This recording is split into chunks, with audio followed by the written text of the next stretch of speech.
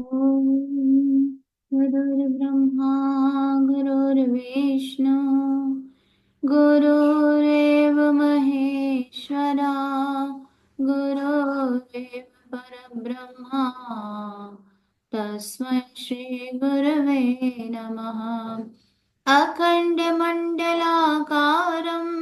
व्याप्तं येन चराचरं तत्पदं दर्शितं येन तस्मै श्रीगुरवे नमः।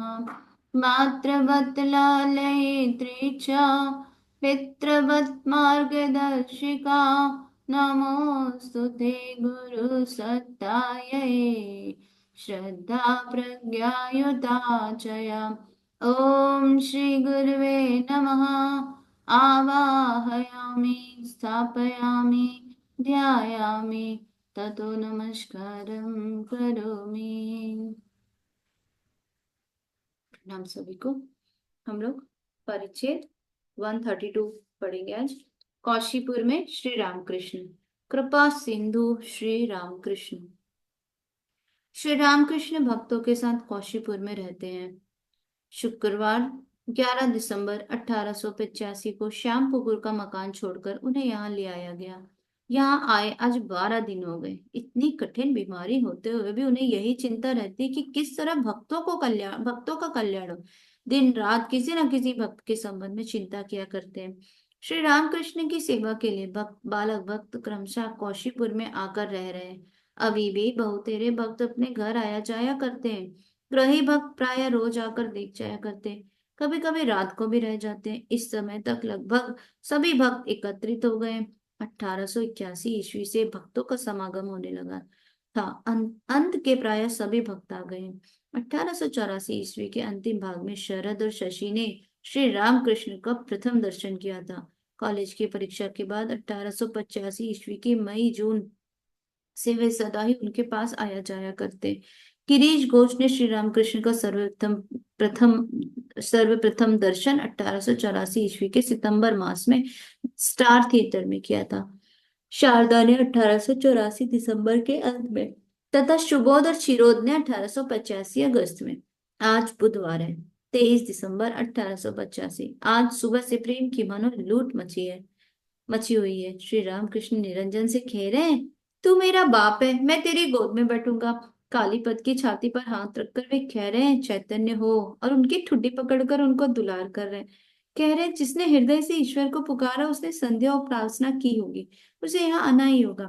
आज प्रातःकाल दो भक्त स्त्रियों पर भी कृपा दृष्टि हो गई। समाधिस्थ होकर उन्होंने अपने पैर से उनका स्पर्श किया। उस समय उन स्त्रियों की आंखों में आंसू आ गए। एक ने रोते हुए कहा, आपकी इतनी कृपा। सचमुच ही आज श्री रामकृष्ण ने प्रेम की लूट मचा रखी है। सीती के गोपाल पर कृपा करने की इच्छा है, इसलिए कह रहे हैं, उसे बुला ले आओ, उसे बुला ले आओ। संध्या हो गई। श्री रामकृष्ण जगन माता की चिंता कर रहे हैं। कुछ देर बाद बड़े ही धीमे स्वर में दो एक भक्तों के साथ श्री रामकृष्ण बातचीत कर रहे हैं। कमरे में काली, चुन्नीलाल, मास्टर, नवगोपाल, शशि, निरंजन आदि भक्त हैं। श्री रामकृष्ण कहते हैं, एक स्टूल खरीद लाना, यहाँ के लिए कितना लगेगा? मास्टर कहते हैं, जी 2-3 रुपए के भीतर आ जाएगा। श्री रामकृष्ण कहते हैं, नहाने की चौकी जब 12 आने में मिलती तो उसकी इतनी कीमत क्यों होगी? मास्टर कहते, कीमत ज्यादा ना होगी, उनके उतने के ही भीतर हो जाएगा। श्री रामकृष्ण कहते हैं, अच्छा, कल तो बृहस्पतिवार है, तीसरा पहर अशुभ होगा, क्या तुम 3 बजे से पहले ना आ सकोगे? मास्टर कहते, जी हाँ, आऊंगा। ठाकुर कहते हैं, अच्छा, ये बीमारी कितने दिनों में अच्छी होगी? मास्टर कहते हैं, जरा बढ़ गई है, कुछ दिन लगेंगे। ठाकुर कहते, कितने दिन? मास्टर कहते, 5-6 महीने लग सकते हैं।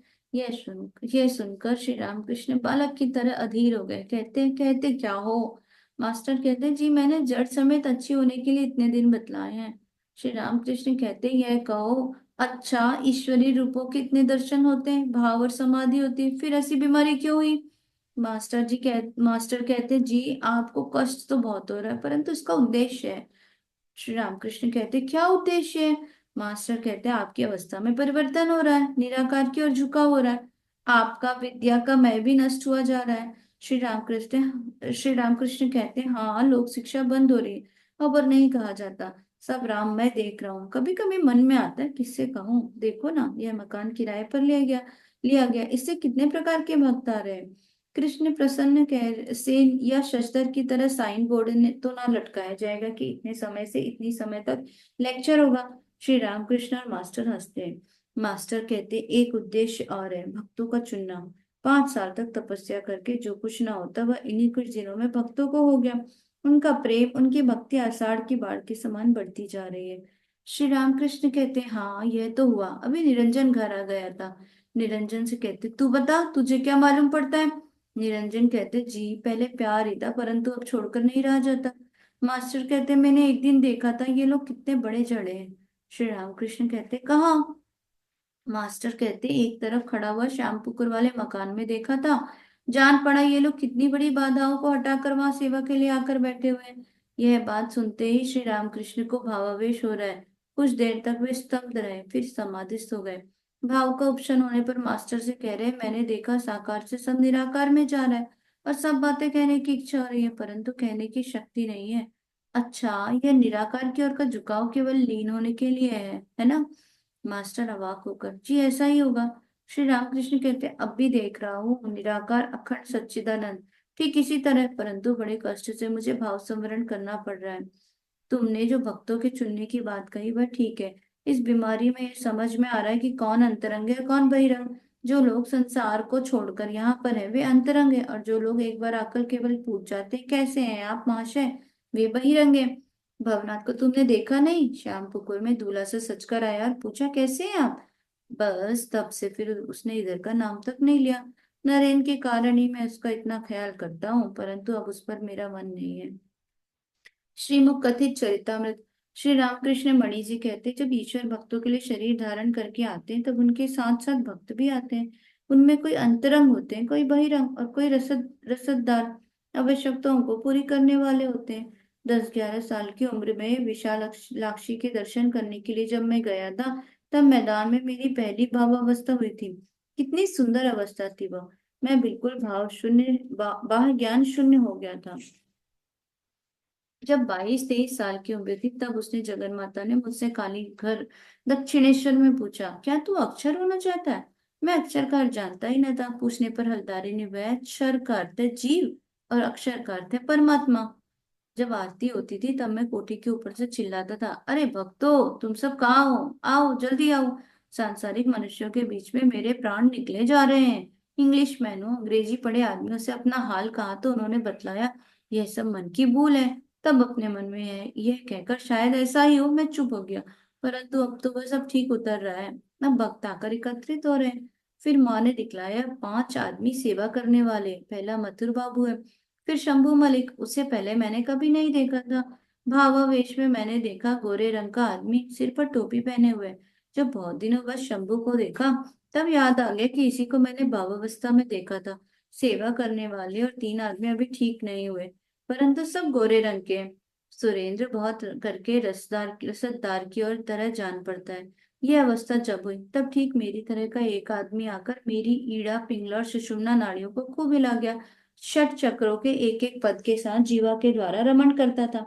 ऐसा करने से ही वे अधोमुख पद ऊर्ध्वमुख हो गए, अंत में सहस्त्रार्थ पद विकसित हो गया। कब किस तरह का आदमी आएगा यह पहले से ही माँ मुझे दिखा देती थी। इन्हीं आंखों से मैं देखा करता था, भावावेश में नहीं। मैंने देखा चैतन्य देव का संकीर्तन बकुल वृक्ष से वट वृक्ष की ओर जा रहा है। उसमें मैंने बलराम को देखा था और शायद तुम्हें भी देखा था। मेरे पास बार बार आने से तुम में और चुन्नी में आध्यात्मिक जागृति हुई है। शशि और शरद को देखा था, ये ईशु के दल में थे। वट वृक्ष के नीचे एक बच्चे को देखा था। हृदय ने कहा, तब तो तुम्हारे एक लड़का होगा। मैंने कहा, मेरे लिए तो सब मात्र ही होनी है, मेरे लड़का कैसे होगा। वह लड़का राखाल है। मैंने कहा, माँ जब तुमने मेरी ऐसी ही अवस्था कर दी तब एक बड़ा आदमी भी मिला दो। इसीलिए मथुर बाबा ने 14 वर्ष तक सेवा की और उसने कितना किया। साधुओं की सेवा के लिए अलग भंडार कर दिया। गाड़ी पालकी जो वस्तु जिसे देने के लिए मैं कहता था वह तुरंत दे देता था। ब्राह्मणी उसे प्रताप रुद्र कहती थी। प्रताप रुद्र जो है वो उड़ीसा के राजा तथा श्री चैतन्य महाप्रभु के भक्त थे। उन्होंने श्री चैतन्य देव की अत्यंत श्रद्धा तथा भक्ति के साथ सेवा की थी। तो मथुर बाबू को ब्राह्मणी प्रताप रुद्र कहती थी। विजय ने इस रूप रूप के अपनी ओर इंगित कर दर्शन किए थे। अच्छा, यह क्या है? वह कहता है तुम्हें इस समय छूने पर जैसा अनुभव होता है वैसा ही मुझे उस समय हुआ था। लाटू ने गिना। 31 भक्त हैं, इतने तो बहुत नहीं हुए, पर हाँ कुछ भक्त विजय तथा केदार के द्वारा भी बन रहे।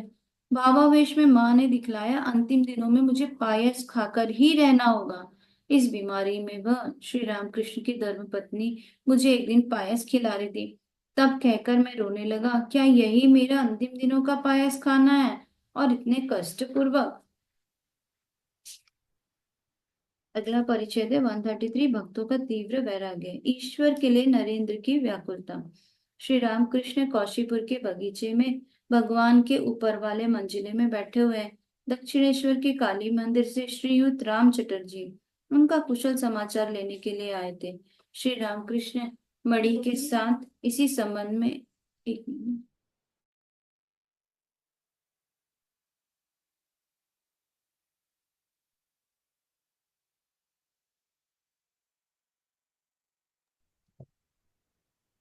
श्री रामकृष्ण मणि के साथ मकान के ऊपर वाले मंजिले में बैठे हुए हैं। दक्षिणेश्वर की काली मंदिर से श्रीयुत राम चटर्जी उनका कुशल समाचार लेने के लिए आए थे। श्री रामकृष्ण मणि के साथ इसी संबंध में बातचीत करते हुए पूछ रहे हैं, क्या इस समय वहां दक्षिणेश्वर में ठंडक ज्यादा है? आज पौष कृष्ण चतुर्दशी सोमवार है, 4 जनवरी 1886। दिन के 4 बजे का समय होगा। नरेंद्र आए और आसन ग्रहण किया।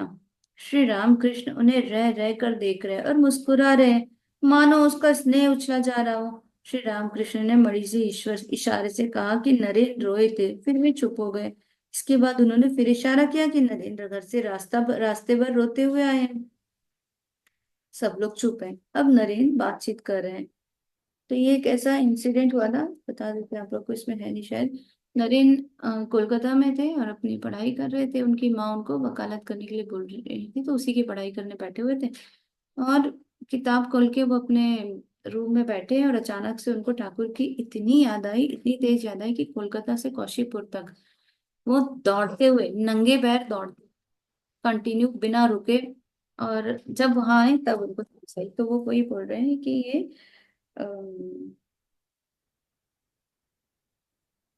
अब न सब लोग चुप है। अब नरेन बातचीत करे। नरेन कह रहे सोच रहा हूँ आज वहां चला जाऊं। श्री रामकृष्ण ने कहा। नरेन के दक्षिणेश्वर के बेलतले में, वहां रात को धोने चलाऊंगा। श्री रामकृष्ण कहते नहीं, वे लोग पड़ोस में मैगजीन के पदाधिकारी जलाने नहीं देंगे। पंचवटी बहुत अच्छी जगह है, बहुत से साधुओं ने वहां जब ध्यान किया, परंतु वो बहुत ठंडा है और अंधेरा भी है। सब लोग चुप है। ठाकुर फिर बोले। ठाकुर नरेन से बोलते हैं हंसते हुए, तू पढ़ेगा नहीं? नरेन बोलते हैं श्री रामकृष्ण मणि की ओर देखकर, एक दवा पाऊं तो जी में जी आए। वह दवा ऐसी कि उससे जो कुछ मैंने पढ़ा है वो सब भूल जाऊं। वो ऐसी वो वो दवा ऐसी कि उससे जो कुछ मैंने पढ़ा है सब भूल जाऊं। श्रीयुत गोपाल भी बैठे हुए हैं। उन्होंने कहा साथ मैं भी चलूंगा। श्रीयुत कालीपत घोष श्री रामकृष्ण के लिए अंगूर लाए। अंगूरों का डब्बा ठाकुर के पास ही रखा था। श्री रामकृष्ण भक्तों को अंगूर दे रहे हैं। नरेन को पहले दिया, फिर प्रसादी बताशों की तरह सब अंगूर लुटा दिए। भक्तों ने जिसने जहां पाया बीन लिया। नरेन को तीव्र वैराग्य। शाम हो गई। नरेन नीचे बैठे हुए एकांत में मणि से अपने प्राणों की विकलता के संबंध में बात कर रहे हैं। नरेन मणि से कह रहे, गत शनिवार को मैं यहाँ ध्यान कर रहा था, एकाएक छाती के भीतर न जाने कैसा होने लगा। मणि ने कहा कुंडलनी का जागरण हुआ होगा। नरेन संभव है वही हो। ईड़ा और पिंगला का बिल्कुल स्पष्ट अनुभव हुआ। हाजरा से मैंने कहा छाती पर हाथ रखकर देखने के लिए। कल रविवार था, ऊपर जाकर मैं इनसे श्री रामकृष्ण से मिला और सब बातें उन्हें कह सुनाई। मैंने कहा सबकी तो बन गई, मुझे कुछ मुझे भी दीजिए, सबका तो काम हो गया और मेरा क्या ना होगा। मणि ने कहा उन्होंने तुमसे क्या कहा? नरेन ने कहा उन्होंने कहा तू घर का कोई प्रबंध करके आ, सब हो जाएगा, तू क्या चाहता है? मैंने कहा मेरी इच्छा है लगातार 3-4 दिन तक समाधि लीन रहा रहा करूं, कभी कभी बस भोजन भर के लिए उठूं। उन्होंने कहा तू तो बड़ी नीच बुद्धि का है, इस अवस्था से भी ऊंची अवस्था है, तू गाता भी तो है, जो कुछ है सो तू ही है। मणि ने कहा हाँ, वे तो सदा ही कहते कि समाधि से उतरकर मन देखता है कि वे ही जीव और जगत हुए। यह अवस्था ईश्वर कोटि की हो सकती है। वे कहते हैं जीव कोटि समाधि अवस्था को प्राप्त करते, परंतु फिर वे वहां से उतर नहीं सकते। नरेन ने कहा उन्होंने कहा तू घर के लिए कोई व्यवस्था कर, क्या समाधि लाभ की अवस्था से भी ऊंची अवस्था हो जाएगी। आज सवेरे मैं घर गया तो सब लोग डांटने लगे और कहा, तुम क्या इधर उधर घूमते रहते हो? कानून की परीक्षा सिर पर आ गई और तुम्हें ना पढ़ना ना लिखना, आवारा घूमते फिरते हो। बड़ी कहते हैं, तुम्हारी माँ ने भी कुछ कहा? नरेन ने कहा, नहीं, वे मुझे खिलाने के लिए व्यस्त हो रही थी। बड़ी ने कहा, फिर? नरेन कहते, दीदी के घर में भी उसी पढ़ने वाले कमरे में पढ़ने लगा, पर पढ़ने बैठा तो हृदय में एक बड़ा बड़ा बहुत बड़ा आतंक छा गया। जैसे पढ़ने पढ़ना एक भय का विषय हो, छाती धड़कने लगी। इस तरह मैं और कभी नहीं रोया। फिर पुस्तक के फेंक कर भागा, रास्ते से होकर भागता आया। जूते रास्ते में न जाने कहाँ पड़े रह गए। धान के पयाल के ढेर के पास से होकर भाग रहा था, देह भर में पयाल लिपट गया। मैं कौशीपुर के रास्ते की ओर भाग रहा था। नरेन कुछ देर चुप रहे, फिर कहने लगे, विवेक चूड़ामणि सुनकर मन और बिगड़ गया है। शंकराचार्य लिखते, इन तीनों संयोगों को बड़ी ही तपस्या का फल समझना चाहिए। ये बड़े भाग्य से मिलते। मनुष्यतम मुमुक्षुतम महापुरुष संश्रया। मैंने सोचा मेरे लिए तीनों का संयोग हो गया है। बड़ी तपस्या का फल तो यह है कि मनुष्य जन्म हुआ है। बड़ी तपस्या से मुक्ति की इच्छा हुई है, और सबसे बड़ी तपस्या का फल यह है कि ऐसे महापुरुष का संग प्राप्त हुआ है। बड़ी कहते, आहा। नरेन कहते, संसार जब अच्छा नहीं लगता, संसार में जो लोग हैं उनसे भी जो हट गया है, तो एक भक्तों को छोड़कर और कुछ अच्छा नहीं लगता। नरेन फिर चुप हो रहे हैं। नरेन के भीतर तीव्र वैराग्य है। इस समय भी प्राणों में उथल पुथल मची हुई है। नरेन फिर बातचीत कर रहे हैं। नरेन मणि के से कहते हैं, आप लोगों को तो शांति मिल गई है, परंतु मेरे प्राण अस्थिर हो रहे हैं। आप ही लोग धन्य हैं। मणि ने कोई उत्तर नहीं दिया, चुप है, सोच रहे हैं। श्री रामकृष्ण ने कहा था, ईश्वर के लिए व्याकुल होना चाहिए, तब उनके दर्शन होते हैं। संध्या के बाद ही मणि ऊपर वाले कमरे में गए। देखा, श्री रामकृष्ण सो रहे हैं। रात के 9 बजे का समय है। श्री रामकृष्ण के पास निरंजन और शशि हैं। श्री रामकृष्ण जागे, रह रहकर वे नरेन की ही बातें कर रहे हैं। श्री रामकृष्ण कह रहे, नरेन की अवस्था कितने आश्चर्य की है। देखो, यही नरेन पहले साकार नहीं मानता था, अब इसके प्राणों में कैसी खलबली मची हुई है। तुमने देखा, जैसा उस कहानी में किसी ने पूछा था, ईश्वर किस तरह मिल सकेंगे, तब गुरु ने कहा, मेरे साथ चलो, मैं तुम्हें दिखलाता हूँ कि किस तरह की अवस्था में ईश्वर मिलते हैं। यह कहकर गुरु ने एक तालाब में उसे ले जाकर डुबो दिया और ऊपर से दबा कर रखा। फिर कुछ देर बाद उसे छोड़कर गुरु ने पूछा, कहो, तुम्हारे प्राण कैसे हो रहे थे? उसने कहा, प्राण छटपटा रहे थे, मानो अब निकलते ही हो। ईश्वर के लिए प्राणों के छटपटाते रहने पर समझना कि अब दर्शन में देर नहीं है। अरुणोदय होने पर, पूर्व में लाली छा जाने पर समझ पड़ता है कि अब सूर्योदय होगा। आज श्री रामकृष्ण की बीमारी बढ़ गई है, शरीर को इतना कष्ट है। फिर भी नरेन के संबंध में सब बातें संकेत द्वारा भक्तों को बतला रहे हैं। आज रात को नरेन दक्षिणेश्वर चले गए। अमावस्या की रात्रि घोर अंधकारमयी हो रही है। नरेन के साथ दो एक भक्त भी गए।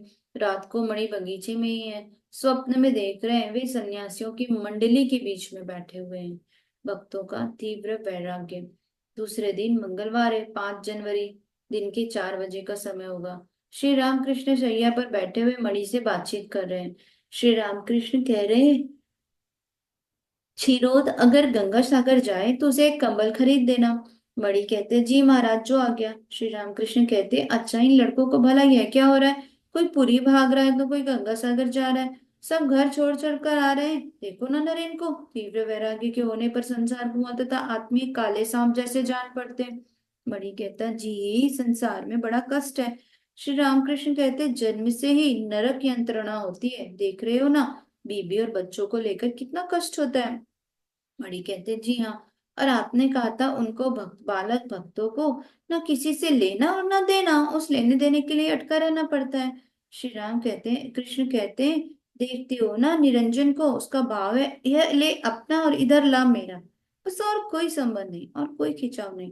कामनी कांचन यही संसार है। देखो ना, धन होता है तो तुम्हें उसे भविष्य के लिए सुरक्षित रख छोड़ने की सोचती है। यह सुनकर मणि ठहाका मारकर हंसने लगे। श्री रामकृष्ण भी हंसे। मणि कहते, रुपया निकालते हुए बड़ा हिसाब पैदा होता है। दोनों हंस पड़े। आपने दक्षिणेश्वर में कहा था, त्रिगुणातीत होकर अगर कोई संसार में रह सके तो हो सकता है। श्री रामकृष्ण कहते हैं, हाँ, बालक की तरह। मणि कहते, जी, परंतु है बड़ा कठिन, बड़ी शक्ति चाहिए। श्री रामकृष्ण कुछ चुप है। मणि कहते, कल वे लोग दक्षिणेश्वर में ध्यान करने के लिए गए, मैंने स्वप्न देखा। श्री रामकृष्ण ने कहा, क्या देखा? मणि ने कहा, देखा नरेंद्र दादी सन्यासी हो गए, धूनी जलाकर बैठे हुए हैं, उनके बीच में भी बैठा हुआ। श्री रामकृष्ण कहते, मन से त्याग होने से ही हुआ, अगर ऐसा कोई कर सका तो वह भी सन्यासी है। श्री रामकृष्ण चुप है, फिर बातचीत कर रहे हैं। अब बोल रहे हैं, परंतु वासना में आग लगाओ तब होगा। मणि कहते, बड़ा बाजार में मारवाड़ियों के पंडित से आपने कहा था, मुझ में भक्ति की कामना है, भक्ति की कामना की गणना शायद कामनाओं में नहीं होती। श्री रामकृष्ण कहते हैं, जैसे हिंचे का साग सागों में नहीं गिना जाता, क्योंकि उसमें पित्त का दमन होता है। अच्छा, इतना आनंद भाव था, वह सब कहाँ गया? मणि कहते, गीता में जो त्रिगुणातीत अवस्था लिखी है वही हुई होगी। सत्व रज और तमोगुण आप काम कर रहे हैं। आप आप स्वयं निर्लिप्त हैं, सत्व गुण से भी आप निर्लिप्त हैं। श्री रामकृष्ण कहते, हाँ, जगन माता ने मुझे बालक की अवस्था में रखा है, क्या अब की बार देर न रहेगी? श्री रामकृष्ण बड़ी चुप है। नरेंद्र नीचे से आए, एक बार घर जाएंगे, वहां की व्यवस्था करके आएंगे। पिता के स्वर्गवास के बाद से नरेंद्र की माँ और बड़े भाई बड़े कष्ट में, कभी कभी फाके भी हो जाते हैं। नरेंद्र जी उनका एकमात्र भरोसा है कि बेरोजगार करके उन्हें खिलाएगा, परंतु कानून की परीक्षा नरेंद्र दे नहीं सके। इस समय उन्हें तीव्र वैराग्य है। इसकी इसलिए आज का प्रबंध करने के लिए वे जा रहे हैं। एक मित्र ने उन्हें 100 रुपया कर्ज देने के लिए कहा है, उन्हीं रुपयों से घर के लिए 3 महीने तक के भोजन का प्रबंध करके आएंगे। नरेन ने कहा, जरा घर जाता हूँ एक बार मणि से, बहन चक्रवर्ती के घर से होकर जाऊंगा, क्या आप चलेंगे? मणि के जाने की इच्छा नहीं है। श्री रामकृष्ण ने उनकी ओर देखकर नरेन से पूछा, क्यों? नरेन ने कहा, उसी रास्ते से जा रहा हूं, उनके साथ जरा बातें करता। श्री रामकृष्ण एक दृष्टि से नरेन को देख रहे हैं। नरेन कह रहे हैं, यहाँ के एक मित्र ने 100 रुपये उधार देने के लिए कहा है, उन्हीं रुपयों से घर का 3 महीने के लिए प्रबंध करके आऊंगा। श्री रामकृष्ण चुप है, मणि की ओर उन्होंने देखा। मणि ने नरेन से कहा, नहीं, तुम लोग चलो, मैं बाद में आऊंगा। परिच्छेद 134। श्री रामकृष्ण कौन है? ज्ञान योग तथा भक्ति योग का समन्वय। श्री रामकृष्ण कौशीपुर के बगीचे में भक्तों के साथ बड़े कमरे में रहते हैं। रात के 8 बजे का समय होगा। कमरे में नरेन, शशि, मास्टर, बड़े बूढ़े गोपाल और शरद है। आज बृहस्पतिवार है, फागुन की शुक्ला षष्ठी, 11 मार्च 1886। श्री रामकृष्ण अस्वस्थ हैं, जरा लेटे हुए हैं। पास ही भक्तगण बैठे हैं। शरद खड़े हुए पंखा चल रहे हैं। श्री रामकृष्ण बीमारी की बातें कह रहे हैं। श्री रामकृष्ण कहते हैं, भोलानाथ के पास जाना, वह तेल दे देगा और किस तरह लगाया जाए यह भी बतला देगा। बूढ़े गोपाल कहते हैं, तो कल सवेरे हम लोग जाकर ले आएंगे। मास्टर कहते हैं, यदि कोई आज शाम को जाए तो वही ले आएगा। शशि कहते हैं, मैं जा सकता हूँ। श्री रामकृष्ण शरद की ओर दिखाकर कहते हैं, वह जा सकता है। शरद कुछ देर बाद दक्षिणेश्वर मंदिर के मुहिर श्रीयुत भोलानाथ मुखोपाध्याय के पास से तेल लाने के लिए गए। श्री रामकृष्ण लेटे हुए हैं। भक्तगण चुपचाप बैठे। श्री रामकृष्ण एकाएक उठकर बैठ गए, नरेन के साथ वार्तालाप करने लगे। नरेन से कहते, ब्रह्म अलेप है, उनमें तीनों गुण हैं, किंतु फिर भी वे निर्लिप्त हैं। जिसे वायु में सुगंध और दुर्गंध दोनों मिलती है, परंतु वायु निर्लिप्त है। काशी में रास्ते से शंकराचार्य जा रहे थे। उधर से मांस का भार लेकर चंडाल आया और एकाएक उसने उन्हें छू लिया। शंकर ने कहा, छू लिया? चांडाल ने कहा, भगवान, ना आपने मुझे छुआ और ना मैंने आपको। आत्मा निर्लिप्त है, आप वही शुद्ध आत्मा है। ब्रह्म और माया, ज्ञानी माया को अलग कर देता है। माया पर्दे की तरह है। यह देखो, इस अंगोछे की आड़ कर देता हूं, अब तुम दीपक की लौ नहीं देख सकते। श्री रामकृष्ण ने अपने तथा भक्तों के बीच अंगोछे की आड़ करके कहा, यह देखो, अब तुम मेरा मुंह नहीं देख सकते। राम प्रसाद ने जैसा कहा है, मसहरी उठाकर देखो। परंतु भक्त माया को नहीं छोड़ता। वह महामाया की पूजा करता है, शरणागत होकर कहता है, माँ, रास्ता छोड़ दो। तुम जब रास्ता छोड़ोगी तभी मुझे ब्रह्म ज्ञान होगा। जागृत, स्वप्न और सुषुप्ति, इन तीनों अवस्थाओं को ज्ञानी अस्तित्वहीन कहकर हटा देते। भक्त इन सब अवस्थाओं को लेते हैं। जब तक मैं है तब तक ये सब है, जब तक मैं है तब तक भक्त देखता है। जीव जगत, माया और 24 तत्व सब कुछ वे ही हुए हैं। नरेन तथा अन्य भक्त चुपचाप सुन रहे हैं। श्री रामकृष्ण कहते हैं, पर मायावाद शुष्क है। नरेन से कहते, मैंने क्या कहा, बतलाओ? नरेन कहते, माया शुष्क है। श्री रामकृष्ण नरेन के हाथ और मुख का स्पर्श करके कहने लगे, ये सब भक्तों के लक्षण है, ज्ञानियों के लक्षण और है। मुखाकृति में रूखापन रहता है। ज्ञान लाभ करने के बाद भी ज्ञानी विद्या माया को लेकर रह सकता है। भक्ति, दया, वैराग्य, इन सब को लेकर रह सकता है। इसके दो उद्देश्य हैं। पहला, इससे लोक शिक्षा होती है, दूसरा रसावादन के लिए। ज्ञानी अगर समाधि लगाकर चुप हो जाए तो लोक शिक्षा नहीं होती। इसीलिए शंकराचार्य ने विद्या का मैं रखा था और ईश्वर अनंत का भोग कराने के लिए भक्त भक्ति लेकर रहता है। इस विद्या के मैं में या भक्ति के मैं में दोष नहीं है। दोष तो बदमाश मैं में है। उनके दर्शन करने के बाद बालक जैसा स्वभाव हो जाता है। बालक के मैं में कोई दोष नहीं है। जैसे आईने का प्रतिबिंब। वह लोगों को गालियां नहीं दे सकता। जली रस्सी जल देखने ही में रस्सी की तरह फूकने से वह उड़ जाती है। इसी तरह ज्ञानी और भक्त का अहंकार ज्ञानाग्नि में जल जाता है, जल गया है। अब वह किसी की क्षति नहीं कर सकता। वह मैं नाम मात्र के लिए है। नित्य में पहुंचकर फिर लीला में रहना, जैसे उस पार जाकर फिर इस पार लौटना, लोक शिक्षा और विलास के लिए, उनकी लीला में सहयोग देने के लिए। श्री रामकृष्ण बड़े धीमे स्वर में वार्तालाप कर रहे हैं। वे कुछ देर चुप ही रहे। भक्तों से फिर कहने लगे, शरीर को यह रोग है, परंतु उसने, माता ने अविद्या माया ही नहीं देख रखी। देखो ना, रामलाल, घर या स्त्री, इनकी मुझे याद भी नहीं आती। हाँ, यदि कोई चिंता है तो उसी पूर्ण नामक कायस्थ बालक की, उसी के लिए सोच रहा हूँ। औरों के बारे में तो मुझे कोई चिंता नहीं है। विद्या माया उन्हीं ने रख दी है, लोगों के लिए, भक्तों के लिए। परंतु विद्या माया के रहते फिर आना पड़ता है। अवतार आदि विद्या माया रख छोड़ते हैं। जरा सी वासना के रहने पर फिर आना पड़ता है, बार बार आना पड़ता है। सब वासनाओं के मिट जाने पर मुक्ति होती है। भक्त मुक्ति नहीं चाहता। यदि काशी में किसी का देहांत हो तो मुक्ति होती है, फिर उसे आना नहीं पड़ता। ज्ञानियों का लक्ष्य मुक्ति है। नरेन कहते, उस दिन हम लोग महिम चक्रवर्ती के यहाँ गए थे। ठाकुर कहते हंसते हुए, फिर? नरेन कहते, उसकी तरह का शुष्क ज्ञानी मैंने नहीं देखा। और हंसते हैं, कहते क्या हुआ? नरेन कहते, हम लोगों से गाने के लिए कहा। गंगाधर ने गाया कृष्ण गीता। गाना सुनकर उसने कहा, इस तरह का गाना क्यों गाते हो? प्रेम प्रेम अच्छा नहीं लगता। इसके अलावा बीवी बच्चे को लेकर यहाँ रहता हूँ, यहाँ इस तरह के गाने क्यों? ठाकुर मास्टर से कहते, देखा उसे कितना भय है। श्री रामकृष्ण के देह धारण का अर्थ। श्री रामकृष्ण कौशीपुर के बगीचे में शाम हो गई। वे अस्वस्थ हैं। ऊपर वाले बड़े कमरे में उत्तर की ओर मुंह किए बैठे। नरेंद्र और राखाल दोनों पैर दबा रहे, पास ही मणि बैठे। रामकृष्ण ने इशारे से उन्हें पैर दबाने के लिए कहा। मणि चरण सेवा करने लगे। आज रविवार है, 14 मार्च 1886, फागुन की शुक्ला नवमी। गत रविवार को श्री रामकृष्ण की जन्म तिथि की पूजा बगीचे में हो गई है। गत वर्ष राम दक्षिणेश्वर के काली मंदिर में बड़े समारोह के साथ जन्म महोत्सव मनाया गया था। इस वर्ष वे अस्वस्थ हैं। भक्तों के हृदय में विषाद छाया, इसलिए पूजा और उत्सव नाम मात्र के लिए हुए। भक्तगण सदा ही बगीचे में उपस्थित रहकर श्री रामकृष्ण की सेवा किया करते हैं। श्री माता जी दिन रात उनकी सेवा में लगी रहती है। किशोर भक्तों में से बहुतेरे सदा ही वहां उपस्थित रहते हैं। नरेन, राखाल, निरंजन, शरद, शशि, बाबूराम, योगीन, काली, लाटू आदि। वे कुछ अधिक उम्र वाले भक्त हैं। वे प्रायः नित्य आकर श्री रामकृष्ण के दर्शन कर जाते। कभी कभी वे रह भी जाते। तारक, सीती के गोपाल भी वहां हर समय रहते हैं, तथा छोटे गोपाल भी। श्री रामकृष्ण आज बहुत अस्वस्थ है। आधी रात का समय, ऊपर के हाल में श्री रामकृष्ण लेटे हुए हैं। तबीयत बहुत खराब है, आंख नहीं लगती। दो एक भक्त चुपचाप पास बैठे, इसीलिए कि कब कैसी जरूरत हो एक आध बार झपकी आती है और श्री रामकृष्ण सोते हुए से जान पड़ते हैं।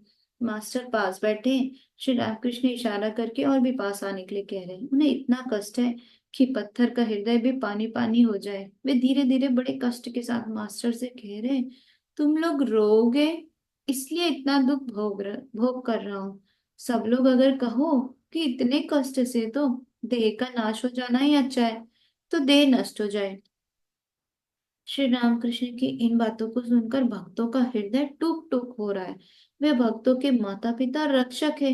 वे ऐसी बातें कह रहे हैं, सब लोग चुप हो गए। गंभीर रात्रि है। श्री रामकृष्ण की बीमारी मानो और बढ़ रही है। अब क्या किया जाए? बहुत सोचकर भक्तों ने एक आदमी को कलकत्ता भेजा। उसी गंभीर रात्रि में श्रीयुत उपेंद्र डॉक्टर तथा श्रीयुत नवगोपाल कविराज को लेकर गिरीश काशीपुर के घर में आए। भक्तगण पास बैठे। श्री रामकृष्ण जरा स्वस्थ हो रहे हैं। कह रहे, देह अस्वस्थ है, पंचभूतों से बना शरीर, ऐसे तो होगा ही। गिरीश की ओर देखकर कह रहे, बहुत से ईश्वरीय रूपों को देख रहा हूँ, उनमें एक यह रूप भी है। अपने रूप को देख रहा हूँ। श्री रामकृष्ण के दर्शन। आज चैत्र तृतीया है, सोमवार 15 मार्च 1886। सवेरे 7-8 बजे का समय होगा। श्री रामकृष्ण कुछ अच्छे भक्तों के साथ धीरे धीरे कभी इशारे से बातचीत कर रहे। पास में नरेंद्र, अखाल, मास्टर लाटू, सीती के गोपाल आदि बैठे हुए। भक्त मंडली मौन है। पिछली रात की अवस्था सोचकर भक्तों के चेहरे पर विषाद की गंभीरता छाई हुई है। सब चुपचाप बैठे हैं। श्री रामकृष्ण मास्टर की ओर देखकर भक्तों से कहते हैं, क्या देख रहा हूँ? सुनो, सब वे ही हुए हैं। मनुष्य और जिस जिस जीव को मैं देख रहा हूँ मानो सब चमड़े के बने हुए। उनके भीतर से वे ही हाथ पैर और सिर हिला रहे हैं, जैसा एक बार मैंने देखा था मोम का मकान। बगीचा, रास्ता, आदमी, बैल सब मोम के, सब एक ही जगह के बने हुए थे। देखता हूँ वे ही बलि हैं, वे ही बलि देने वाले हैं तथा वे ही बलि का खंभा है। ये कहते कहते श्री रामकृष्ण भाव में विभोर हो रहे हैं। वे ईश्वर की उस व्यापकता का अनुभव करते हुए कह रहे हैं, आहा, आहा। फिर वही भावावस्थ हो गए। श्री रामकृष्ण का महाज्ञान चला जा रहा है। भक्तगण किंग कर्तव्य विमूढ़ हो चुपचाप बैठे हुए हैं। श्री रामकृष्ण प्रकृतिस्थ होकर कह रहे हैं, अब मुझे कोई कष्ट नहीं है, बिल्कुल पहली जैसी अवस्था है। श्री रामकृष्ण की इस दुख और सुख से अतीत अवस्था को देखकर भक्तों को आश्चर्य हो रहा है। लाटू की ओर देखकर श्री रामकृष्ण कह रहे हैं, यह लाटू है, सिर पर हाथ रखे बैठा है। मैं देख रहा हूँ, वे ही ईश्वरी सिर पर हाथ रखे बैठे हुए। श्री रामकृष्ण भक्तों की ओर देख रहे हैं और स्नेहाद्र हो रहे हैं। शिशु को जिस तरह प्यार किया जाता है उसी तरह वे राखाल और नरेन के प्रति स्नेह भाव दिखला रहे हैं। उनके मुख पर हाथ फेर रहे हैं। कुछ देर बाद मास्टर से कहते हैं, शरीर अगर कुछ दिन और रहता तो बहुत से लोगों में आध्यात्मिकता की जागृति हो जाती। इतना कहकर वे चुपचाप हो रहे हैं। श्री रामकृष्ण फिर कह रहे हैं, पर अब यह ना होगा, अब यह शरीर नहीं रहेगा। भक्त सोच रहे हैं कि श्री रामकृष्ण और क्या कहेंगे। श्री रामकृष्ण कह रहे हैं, इस शरीर को अब वे ईश्वर ना रहने देंगे, इसलिए कि मुझे सरल और मूर्ख समझकर कहीं सब लोग घेर ना ले, और मैं सरल और मूर्ख कहीं सभी को सब कुछ दे ना डालूं। कली काल में लोग तो ध्यान और जप से घृणा करते हैं। राखाल स्नेह से कहते हैं, आप उनसे कहिए जिससे आपका शरीर रहे। श्री रामकृष्ण कहते हैं, वह ईश्वर की इच्छा। नरेन कहते हैं, आपकी इच्छा और ईश्वर की इच्छा दोनों एक हो गई है। श्री रामकृष्ण कुछ देर चुप है, मानो कुछ सोच रहे हैं। फिर ठाकुर नरेंद्र राखाल आदि से कहते हैं, और कहने से भी क्या होगा, अब देखता हूँ एक हो गया है। ननन के भय से राधिका ने श्री कृष्ण से कहा, तुम हृदय के भीतर रहो। जब फिर व्याकुल होकर श्री कृष्ण को उन्होंने देखना चाहा, ऐसी व्याकुलता कि कलेजे में जैसे बिल्ली खरोच रही हो, तब श्री कृष्ण हृदय से बाहर निकले ही नहीं। राखाल भक्तों से धीमे स्वर से कहते हैं, यह बात इन्होंने श्री गौरांग अवतार के संबंध में कही है। गुह कथा, श्री रामकृष्ण कौन है? भक्तगण चुपचाप बैठे हुए हैं। श्री रामकृष्ण भक्तों की उस स्नेह भरी दृष्टि से देख रहे हैं। कुछ कहने के लिए उन्होंने अपनी छाती पर हाथ रखा। नरेंद्र आदि से कहते हैं, इसके भीतर दो व्यक्ति हैं, एक है जगन माता। भक्त उनकी ओर उत्सुक होकर देख रहे हैं, सोच रहे हैं अब वे क्या कहेंगे। श्री रामकृष्ण कहते हैं, हाँ, एक वे हैं और दूसरा है उनका भक्त जिसका हाथ टूट गया था, वही अब बीमार है, समझे? भक्तगण चुपचाप सुन रहे हैं। श्री रामकृष्ण कहते हैं, किससे कहूं और समझेगा भी कौन? कुछ देर बाद फिर बोले, वे मनुष्य का आकार धारण करके अवतार लेकर भक्तों के साथ आया करते हैं, उन्हीं के साथ फिर भक्तगण चले भी जाते हैं। राखाल कहते हैं, इसलिए कहता हूँ आप हम लोगों को छोड़कर चले मत जाइएगा। श्री रामकृष्ण मुस्कुरा रहे हैं, कहते हैं, बाउलों का दल एकाएक आया, नाच कूद कर गाया बजाया और एकाएक चला गया। आया और गया, परंतु किसी ने पहचाना नहीं। श्री रामकृष्ण और दूसरे भक्त मंद मंद मुस्कुरा रहे हैं। कुछ देर चुप रहकर ठाकुर फिर कह रहे हैं, देह धारण करने पर कष्ट तो है ही। कभी कभी कहता हूँ अब जैसे इस संसार में ना आना पड़े। परंतु एक बात है, निमंत्रण में भोजन करते करते अब घर की बनी मटर की दाल अच्छी नहीं लगती, न घर के चावल ही अच्छे लगते, और देह धारण भक्तों के लिए है। श्री रामकृष्ण नरेंद्र को स्नेह भरी दृष्टि से देख रहे हैं। उनसे कहते, चांडाल मांस का भार लिए हुए जा रहा था, उधर से नहा धोकर शंकराचार्य आ रहे थे, वे उसके पास से होकर निकले। एकाएक चांडाल ने उन्हें छू लिया। शंकर ने विरक्ति भाव से कहा, तूने मुझे छू लिया? उसने कहा, भगवान, ना मैंने आपको छुआ और ना आपने मुझे। विचार कीजिए, विचार कीजिए, क्या आप देह हैं, मन है या बुद्धि है? आप क्या हैं? विचार कीजिए। शुद्ध आत्मा निर्लिप्त है। सत्व रज और तम, इन तीनों गुणों में से किसी में लिप्त नहीं है, निर्लिप्त है। ब्रह्म कैसा है जानता है? जैसे वायु। वायु में सुगंध और दुर्गंध दोनों है, परंतु वायु निर्लिप्त है। नरेन कहते जी हाँ। श्री राम कृष्ण कहते वे गुणातीत हैं, माया से परे हैं। अविद्या माया और विद्या माया इन दोनों से परे हैं। कामनी और कांचन अविद्या है। ज्ञान भक्ति वैराग्य ये सब विद्या के ऐश्वर्य। शंकराचार्य ने विद्या का ऐश्वर्य रखा था। तुम सब लोग जो मेरे लिए सोच रहे हो वह चिंता विद्या माया। विद्या माया के सहारे चलते रहने पर ब्रह्म ज्ञान की प्राप्ति होती है। जैसे ऊपर वाली सीढ़ी उसके बाद ही छत। कोई कोई छत पर पहुंचने के बाद भी सीढ़ियों से चढ़ते उतरते रहते। ज्ञान प्राप्ति के बाद भी विद्या का मैलक छोड़ते। लोग शिक्षा के लिए और भक्ति का स्वाद लेने तथा भक्तों के साथ विलास करने के लिए भी। नरेन कहते हैं त्याग करने की बात चलाने से कोई कोई मुझसे नाराज हो जाते हैं। ठाकुर धीमे स्वर से कहते त्याग आवश्यक है। श्री रामकृष्ण अपने शरीर के अंगों को दिखलाकर कह रहे एक वस्तु के ऊपर अगर दूसरी वस्तु हो तो एक को बिना हटाए दूसरी वस्तु कैसे मिल सकती है। नरेन कहते जी हाँ। ठाकुर नरेन से धीमे स्वर में कहते ईश्वर में देखते रहने पर क्या फिर कोई दूसरी चीज दिखलाई पड़ सकती है। नरेन कहते हैं संसार का त्याग करना ही होगा। ठाकुर कहते हैं जैसे मैंने अभी कहा ईश्वर में देखते रहने पर फिर क्या दूसरी वस्तु दिख पड़ती है। संसार आदि क्या कुछ दिखलाई पड़ सकता है, परंतु त्याग मन से होना चाहिए। यहाँ जो लगाते हैं उनमें संसारी कोई नहीं है। किसी किसी की इच्छा थी स्त्री के साथ रहने की, राखाल और मास्टर हंसते हैं, वह भी पूरी हो गई। श्री रामकृष्ण नरेन को स्नेहपूर्ण दृष्टि से देख रहे, देखते ही देखते मानो आनंद से पूर्ण हो गए। भक्तियों की ओर देखकर कहने लगे खूब हुआ। नरेन ने हंसकर पूछा क्या खूब हुआ। ठाकुर ने मुस्कुराते हुआ मैं देख रहा हूँ कि महान त्याग के लिए तैयारी हो रही है। नरेंद्र और भक्तगण चुप है। सबके सब श्री रामकृष्ण को देख रहे हैं। अब राखाल बातचीत करने लगे। राखाल ठाकुर से हंसते हुए कहते हैं नरेन ने आपको खूब समझ लिया है। श्री रामकृष्ण हंसकर कह रहे हाँ और देखता हूँ बहुतों ने समझ लिया है। मास्टर से कहते क्यों जी। मास्टर कहते जी हाँ। फिर श्री रामकृष्ण नरेंद्र और मणि को देख रहे और हाथ के इशारे राखाल आदि भक्तों को दिखला रहे। पहले नरेन की ओर इशारा करके दिखलाया, फिर मास्टर की ओर। राखाल श्री रामकृष्ण का इशारा समझ गए। उन्होंने कहा आप कहते हैं नरेन का वीर भाव है और इनका मास्टर के लिए कहते हैं कि सखी भाव है। ठाकुर हंसते हैं। नरेन हंसते हुए कहते ये अधिक बोलते नहीं और स्वभाव के लजीले हैं, शायद इसलिए आप ऐसा कहते हैं। श्री रामकृष्ण कहते नरेन से हंसकर अच्छा मेरा क्या भाव है। नरेन कहते वीर भाव सखी भाव सब भाव। यह सुनकर मानो ठाकुर को भावावेश हो गया। हृदय पर हाथ रखकर कुछ कहने लगे। श्री रामकृष्ण नरेंद्र आदि भक्तों से कहते देखता हूँ जो कुछ है सब इसी के भीतर से आया है। नरेन से इशारा करके श्री रामकृष्ण पूछ रहे क्या समझे। नरेन कहते जो कुछ है अर्थात सृष्टि में जो कुछ पदार्थ है सब आपके भीतर से ही आए हैं। श्री रामकृष्ण राखाल से आनंद पूर्वक बोलते देखा। श्री रामकृष्ण नरेन से जरा गाने के लिए कह रहे हैं। नरेन स्वर अलाप कर गा रहे हैं। नरेन का त्याग भाव है, वे गा रहे हैं नलिनी दलगत जल मति मति तरलम तज्वनी वन मतिशय चपलम क्षण सिंह क्षण में सज्जन संग तिरेका भवति भवान तरने नौका। दो एक पद गाने के बाद ही श्री रामकृष्ण नरेन से इशारे से कह रहे हैं ये क्या है, ये तो बहुत छोटा भाव है। नरेंद्र अब सखी भाव का एक सुंदर गीत गा रहे हैं। इसका भावार्थ है अरे सखी जीवन और मृत्यु का यह कैसा विधान है। ब्रज किशोर कहाँ भाग गए। इस ब्रज गोपी के तो प्राणों पर आ गई है। सखी माधव तो सुंदर कन्याओं के प्रेम में बंधे हुए हैं।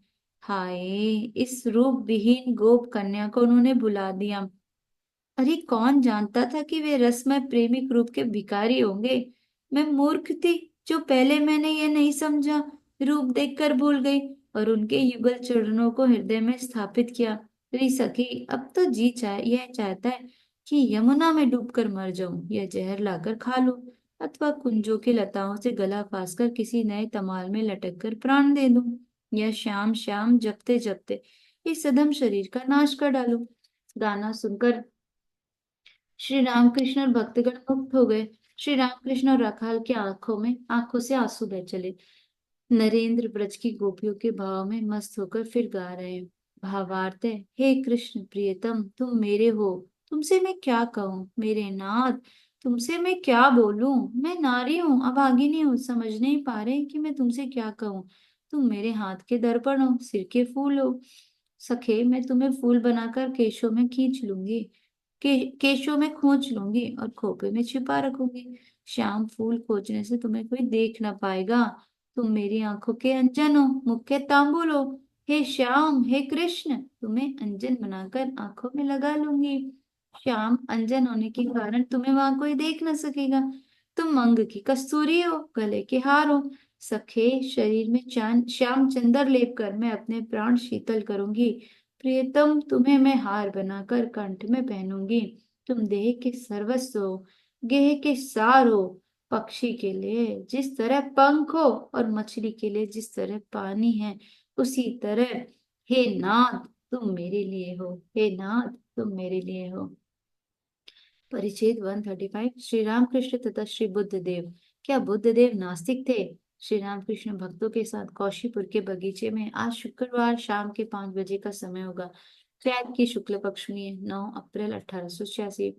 नरेन, काली, निरंजन और मास्टर नीचे बैठे हुए बातचीत कर रहे हैं। निरंजन मास्टर से कहते, सुना है विद्यासागर का एक नया स्कूल होने वाला है। नरेन को इसमें अगर कोई काम। नरेन कहता है विद्यासागर के पास नौकरी करने की जरूरत नहीं है। नरेन बुद्ध गया से अभी ही लौटे हैं। वहां वे बुद्ध की मूर्ति के दर्शन पर कर उसके सामने गंभीर ध्यान में मग्न हो गए थे। जिस पेड़ के नीचे तपस्या करके बुद्ध ने निर्वाण प्राप्त किया था, उस पेड़ की जगह एक दूसरा पेड़ उगा। इसे भी उन्होंने देखा है। काली ने कहा, एक दिन गया कि उमेश बाबू क्या नरेन का गाना हुआ मृदंग के साथ, ख्याल ध्रुपद आदि। श्री रामकृष्ण बड़े कमरे में बिस्तर पर बैठे हुए। संध्या का समय, मणि अकेले पंखा चल रहे, लाटू भी वहीं आकर बैठे। ठाकुर मणि से कहते, एक चद्दर और एक जोड़ा जूता लेते आना। मणि ने कहा, जी बहुत अच्छा। श्री रामकृष्ण ने लाटू से कहा, चद्दर तो 10 आने की हुई और जूतों को मिलाकर कितने दाम होंगे? लाटू ने कहा, 1 रुपया 10 आने। श्री रामकृष्ण ने मणि की और दामों की बात सुन लेने के लिए इशारा किया। नरेन भी आकर बैठे। शशि, राखाल तथा एक भक्त और आए। श्री रामकृष्ण ने नरेन से पैरों पर हाथ फेरने के लिए कह रहे हैं। इशारे से ठाकुर ने नरेन से पूछा, तूने कुछ खाया? श्री रामकृष्ण ने मास्टर से हंसते हुए कहा, ये वहां बुद्ध गया गया था। ये वहां गया था, बुद्ध गया गया था। मास्टर ने नरेन से कहा, बुद्ध देव का क्या मत है? नरेन ने कहा, तपस्या करके उन्होंने जो कुछ पाया था वह मुख से नहीं कह सके, इसलिए सब लोग उन्हें नास्तिक कहते। श्री रामकृष्ण कहते हैं इशारा करके, नास्तिक क्यों? नास्तिक नहीं, मुख से अपनी अवस्था का हाल भी नहीं कह सके। बुद्ध क्या है जानते हो? बोध स्वरूप की चिंता करके वही हो जाना, बोध स्वरूप बन जाना। नरेन कहते, जी हाँ, इनके 3 दर्जे हैं, बुद्ध, अरहत और बोधिसत्व। श्री राम कृष्ण कहते हैं, उन्हीं की क्रीड़ा क्रीड़ा है, एक नई लीला। नास्तिक वे क्यों होने लगे? जहाँ वो स्वरूप का बोध होता है, वहां अस्थि और नास्ति के बीच वाली अवस्था है।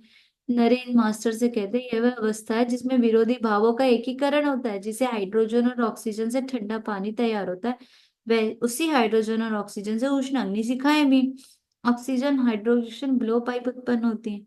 जिस अवस्था में कर्म और कर्मों का त्याग दोनों हो जाते हैं, अर्थात निष्काम कर्म होता है, बुद्ध की वही अवस्था थी। जो लोग संसारी हैं, इंद्रियों के विषयों को लेकर हैं, वे कहते सब आस्ती हैं। उधर मायावादी कहते सब नास्ती हैं। बुद्ध की अवस्था इस अस्थि और नास्ति से परे की है। श्री रामकृष्ण कहते हैं, ये अस्थि और नास्ति प्रकृति की गुण है। यहाँ जहाँ था यथार्थ बोध है, वह अस्थि और नास्ति से परे की अवस्था है। श्री बुद्धदेव की दया तथा वैराग्य और नरेंद्र। भक्तगण कुछ देर तक चुप है। ठाकुर फिर बातचीत करने लगे। ठाकुर नरेंद्र से कहते हैं, उनका बुद्ध का क्या मत है? नरेंद्र कहते हैं, ईश्वर है या नहीं ये बातें बुद्ध नहीं कहते थे, परंतु वे दया करते थे। एक बाज एक पक्षी को पकड़कर उसे खाना चाहता था। बुद्ध ने उस पक्षी के प्राणों को बचाने के लिए अपने शरीर का मांस काटकर बाज को खिला दिया था। श्री रामकृष्ण चुप है। नरेंद्र उत्साह के साथ बुद्ध की और बातें कह रहे हैं। नरेंद्र कहते, उन्हें वैराग्य भी कितना था। राजपुत्र होकर भी उन्होंने सर्वस्व का त्याग किया। जिनके कुछ नहीं है, कोई ऐश्वर्य नहीं है, वे और क्या त्याग करेंगे? जब बुद्ध होकर निर्वाण प्राप्त करके एक बार वे घर आए, तब उन्होंने अपनी स्त्री को, पुत्र को, राजवंश के बहुत से लोगों को वैराग्य धारण करने के लिए कहा। कैसा तीव्र वैराग्य था! परंतु व्यास को देखो, उन्होंने अपने पुत्र सुखदेव को संसार त्याग करने से मना किया और कहा, वत्स, धर्म का पालन गृहस्थ बने रहकर ही करो। श्री रामकृष्ण चुप रहे। अब तक उन्होंने एक शब्द भी नहीं कहा।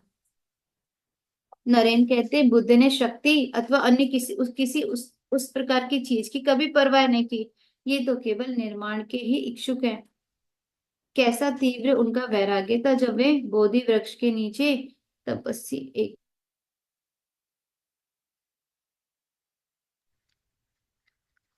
तीव्र उनका वैराग्य था। जब वे बोधि वृक्ष के नीचे तपस्या करने के लिए बैठे तो कहा, इहैव शुष्यतु में शरीरम, अर्थात अगर निर्माण की प्राप्ति मैं ना कर सकूं तो मेरा शरीर यहीं शुष्क हो जाए, ऐसी दृढ़ प्रतिज्ञा।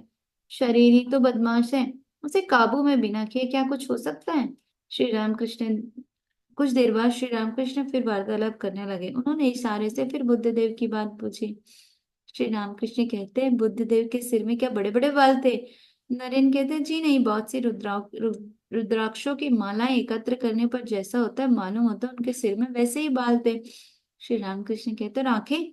नरेन कहते हैं, आंखें समाधि लीन। श्री रामकृष्ण चुप है। नरेन तथा अन्य भक्त उन्हें एक दृष्टि से देख रहे हैं। एक का एक जरा मुस्कुराकर वे फिर नरेन से बातचीत करने लगे। बड़ी पंखा चला रहे हैं। श्री रामकृष्ण नरेन से कहते हैं, अच्छा यहाँ तो सब कुछ है ना, मसूर और चने की दाल और इमली तक। नरेन कहते हैं, उन सब अवस्थाओं का भोग करके आप कुछ नीचे की अवस्था में रहते हैं।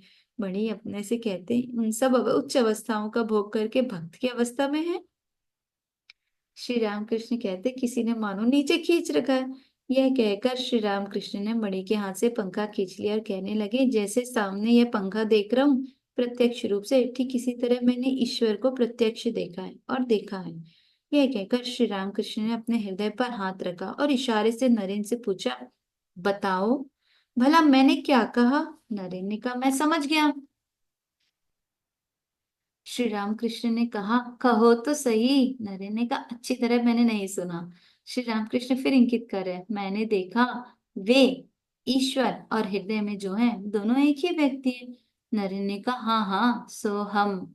श्री रामकृष्ण कहते, केवल एक रेखा मात्र है, भक्त का मैं है संभोग के लिए। नरेन मास्टर से कहते, महापुरुष स्वयं पार होकर जीवों को पार करने के लिए रहते, इसलिए वे अहंकार और शरीर के सुख दुखों को लेकर रहते। जैसे कुलीगुरी मजदूरी हम लोग कुलीगुरी बाध्य होकर करते, परंतु महापुरुष तो कुलीगुरी अपने शौक से करते हैं। श्री रामकृष्ण तथा गुरु कृपा। यहाँ पर जो बुद्ध बौद्ध वाला पढ़ रहे हैं, बुद्ध जी का बार बार पूछ रहे हैं। तो वह ये था कि नरेंद्र कौशीपुर में आए और कौशीपुर से फिर अचानक एक दिन चले गए और बोध गया चले गए। और बोध गया एक और भक्त के साथ, कोई और एक भक्त उनके साथ चले गए और दोनों वहां चले गए। अब सारे भक्त परेशान, नरेंद्र गए कहाँ, बिना बताए कहाँ गए। ठाकुर ने कहा था कि वो कहीं भी चला जाए वो आएगा, यहीं आएगा। अब नरेंद्र कुछ खोजने गए थे, वहां गए, 2-3 दिन रहे हम लोग वहां पर, कुछ कुछ हमने किया वहां पर, ध्यान भी किया बौद्ध गया के नीचे बैठ के। और फिर उनको समझ में आया कि ठाकुर ही है, जहाँ जाना है वहीं सब कुछ है। और इसलिए वो बाहर आ गए, तो वहां से वापस आ गए। और फिर आकर यही कहा कि तुम ही हो सब कुछ, ऐसा करके उनको कुछ तो कहा था ठाकुर को कि मतलब मैं जो ढूंढ रहा हूँ वो यही है, सब कुछ यहीं पर मिलेगा। इसलिए ठाकुर उनको बार बार बुद्ध के बारे में पूछ रहे हैं, और क्या है वहां, क्या है कि क्या कहा उनने, कैसे हैं वो, इसलिए उनको मतलब परेशान कर रहे हैं ऐसा। श्री रामकृष्ण तथा गुरु कृपा। श्री रामकृष्ण कहते हैं, नरेंद्र आदि भक्तों से छत दीख तो पड़ती है, परंतु छत पर चढ़ना बड़ा कठिन काम है। नरेंद्र जी कहते, जी हाँ। श्री रामकृष्ण कहते, परंतु अगर कोई चढ़ा हो तो रस्सी डालकर वह दूसरे को भी चढ़ा ले सकता है। ऋषिकेश का एक साधु आया था, उसने मुझसे कहा, ये बड़े आश्चर्य की बात है, तुम्हें 5 तरह की समाधि मैंने देखी। कभी तो कपिवत देह रूपी वृक्ष पर बंदर की तरह महावायु मानो इस डाल से उस डाल पर उछल उछल कर चढ़ती है और तब समाधि होती है। कभी मीनवत, अर्थात जिस प्रकार मछली पानी के भीतर फुर्ती से निकल जाती है और आनंद से विहार करती रहती है, उसी तरह वायु भी देह के भीतर चलती रहती है और समाधि होती है। कभी पक्षीवत, देह वृक्ष के भीतर महावायु पक्षी की तरह कभी इस डाल पर कभी उस डाल पर फुदकते हुए चढ़ती है। कभी पिपीलिकावत, चींटी की तरह धीरे धीरे महावायु ऊपर चढ़ती रहती है, सहस्त्रार में चढ़ने पर समाधि होती है। और कभी तिर्यकवत, अर्थात महावायु की गति सर्प की तरह वक्र होती है, फिर सहस्त्रार में पहुंचकर समाधि होती है। राखाल भक्तों से कहते हैं, बातचीत रहने दीजिए, बहुत देर हो गई, उनकी बीमारी बढ़ जाएगी। परिच्छेद 136, श्री रामकृष्ण तथा कर्मफल। भक्तों के संग में श्री रामकृष्ण कौशीपुर के उद्यान भवन के उसी ऊपर वाले कमरे में बैठे हुए हैं। भीतर मणि, शशि और मणि है। श्री रामकृष्ण मणि को इशारे से पंखा झलने के लिए कह रहे हैं। मणि पंखा झलने लगे। शाम के शाम के 5-6 बजे का समय होगा। सोमवार शुक्ल अष्टमी, 12 अप्रैल 1886। उस मोहल्ले में संक्रांति का मेला भरा हुआ है। श्री रामकृष्ण ने एक भक्त को मेले से कुछ चीजें खरीद लाने के लिए भेजा है। भक्त के लौटने पर श्री रामकृष्ण ने उससे सामान के बारे में पूछा कि वह क्या क्या लाया। भक्त ने कहा 5 पैसे के बतासे, 2 पैसे का एक चम्मच और 2 पैसे का एक तरकारी काटने वाला चाकू। श्री रामकृष्ण ने कहा "और कलम बनाने वाला चाकू?" भक्त वो 2 पैसे में नहीं मिला। श्री रामकृष्ण ने जल्दी से कहा नहीं नहीं जा ले आ। मास्टर नीचे बगीचे में टहल रहे। नरेंद्र और तारक कलकत्ते से लौटे। वे गिरीश घोष के यहाँ तथा अन्य कुछ जगह भी गए थे। तारक कहते आज तो भोजन बहुत हुआ। नरेंद्र ने कहा हाँ हम लोगों का मन बहुत कुछ नीचे आ गया है, आओ अब हम तपस्या करें। मास्टर से कहते कि शरीर और मन की दासता की जाए, बिल्कुल जैसे गुलाम की सी अवस्था हो रही है।